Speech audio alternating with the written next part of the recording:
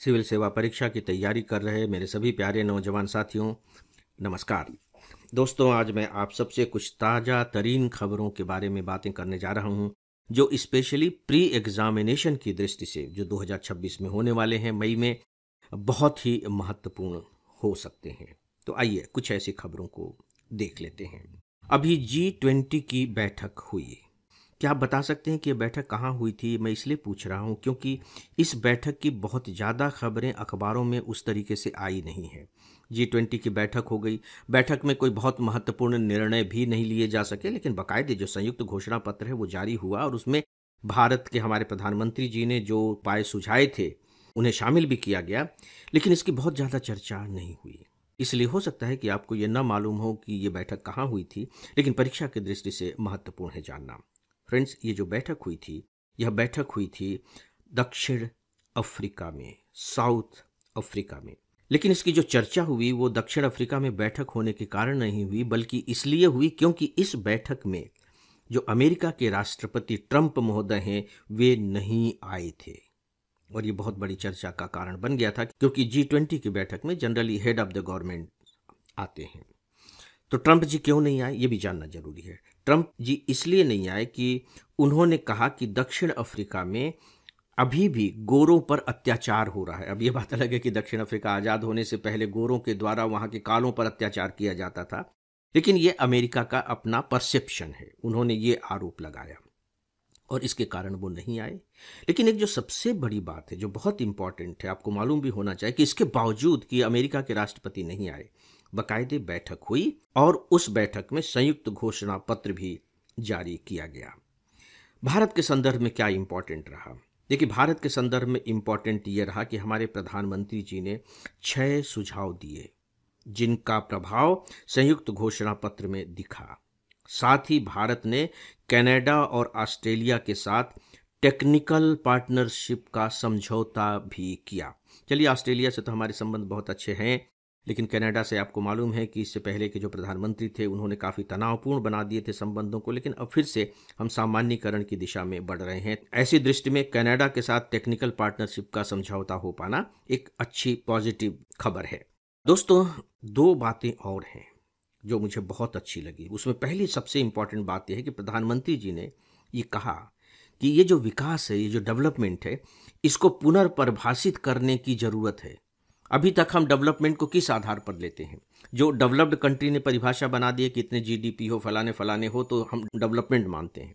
उन्होंने कहा कि नहीं, अब वक्त आ गया है कि इसे पुनर्परिभाषित किया जाना चाहिए। और दूसरी बात यह कि प्रधानमंत्री जी ने याद दिलाया कि G20 में अफ्रीका के जो 55 देश हैं, अफ्रीकन यूनियन के जो सदस्य रहे हैं, उनको जो G20 की सदस्यता मिली है वह भारत के कारण ही मिली है। और ये बहुत बड़ी बात है, और इसकी वजह से भारत और अफ्रीका के जो संबंध हैं उनमें कितनी गर्मजोशी आ रही है उसे समझा जा सकता है। तो दोस्तों, ये थी पहली खबर। फ्रेंड्स, एक सूचना है कि हम IAS के लिए बहुत सारा उपयोगी कंटेंट अपने इंस्टाग्राम पर पोस्ट करते रहते हैं। इसके लिए आप हमारे इंस्टाग्राम को ज़रूर फॉलो करें। साथ ही हमारा एक टेलीग्राम चैनल भी है, इस पर हमारे आपको सारे कंटेंट के अपडेट देखने को मिलेंगे। इसे भी ज़रूर फॉलो करें। इन दोनों के लिंक नीचे डिस्क्रिप्शन में दिए गए हैं। जो दूसरी खबर है वह भी इक्वली इम्पॉर्टेंट है और वह इथियोपिया में हुए ज्वालामुखी विस्फोट से जुड़ी हुई है। इथियोपिया के हेली गुब्बी याद रखिएगा, हेली गुब्बी में 10,000 साल बाद ज्वालामुखी फटा है। 10,000 साल बाद, और उसकी राख इतनी ऊंचाई तक फैल गई है, लगभग 45,000 फीट ऊपर तक फैल गई है कि विमानों का आना जाना मुश्किल हो गया है। और चूंकि ये जो राख है ये भारत में भी धीरे धीरे आने लगी थी, तो इसीलिए हमारे लिए यह खबर परीक्षा की दृष्टि से महत्वपूर्ण हो जाती है, क्योंकि इस राख से विमान प्रभावित हो सकते हैं। तो आइए किस तरीके से विमान प्रभावित हो सकते हैं इसके बारे में थोड़ी सी बातें जान लेते हैं, क्योंकि प्री एग्जामिनेशन का जो ट्रेंड हो गया है आप जानते हैं। दोस्तों, पहली बात तो आपको ये जानना होगा कि ये जो राख है, राख के बादल आप कह लीजिए, जो ऊपर तक जा रहे हैं, ये वायुमंडल के ट्रोपोस्फेयर में है, ट्रोपोस्फेयर में है। तो आप जरा सा देख लीजिएगा कि ट्रोपोस्फेयर क्या होता है, स्ट्रेटोस्फेयर, ये सब उसके स्तर हैं। तो इस पर आपकी थोड़ी सी तैयारी हो जानी चाहिए। ज्योग्राफी का ये बहुत सरल सा छोटा सा टॉपिक है। अब ये जो इथोपिया है, इथोपिया भारत के पश्चिम दिशा में है। अच्छा होगा कि आप मैप पर जाकर उसे लोकेट कर लें। यानी कि जब इथोपिया में ज्वालामुखी फटा है तो सीधी सी बात है कि यदि वो पश्चिम में जा रही है उसकी हवा, तो हमारे लिए चिंता की बात नहीं थी। लेकिन ये जो ज्वालामुखी का जो गर्द था, कह लीजिए, जो बादल थे, वे पूर्वी दिशा में आने लगे, पूर्वी दिशा में आने लगे, यानी कि भारत की तरफ बढ़ने लगे। और जब भारत की तरफ बढ़ने लगे तो भारत का सतर्क हो जाना स्वाभाविक था, क्योंकि अगर वो पूर्वी दिशा में हवा बह रही है इथोपिया से, तो कहाँ पहुँचेगी? कल्पना कीजिए, सबसे पहले कहाँ पहुँचेगी वो हवा? गुजरात, राजस्थान, पंजाब, हरियाणा, दिल्ली, इधर ही वो हवा आएगी। तो सीधी सी बात है कि इस रूट के जो विमान थे उन्हें सतर्क किया गया। अब आइए थोड़ी सी बातें और जान लेते हैं एक जनरल नॉलेज की दृष्टि से। दोस्तों, यदि राख के ये जो कण हैं विमान से टकराते तो उससे बहुत बड़े हादसे की आशंका हो सकती थी। किस तरीके से हादसा होता, आइए इसे थोड़ा सा देख लेते हैं। ये जो बादल बन रहे हैं, इसे कहते हैं ज्वालामुखी के बादल। ये जो बादल बन रहे हैं इसमें बेहद महीन कांच, धूल और खनिज के कण होते हैं।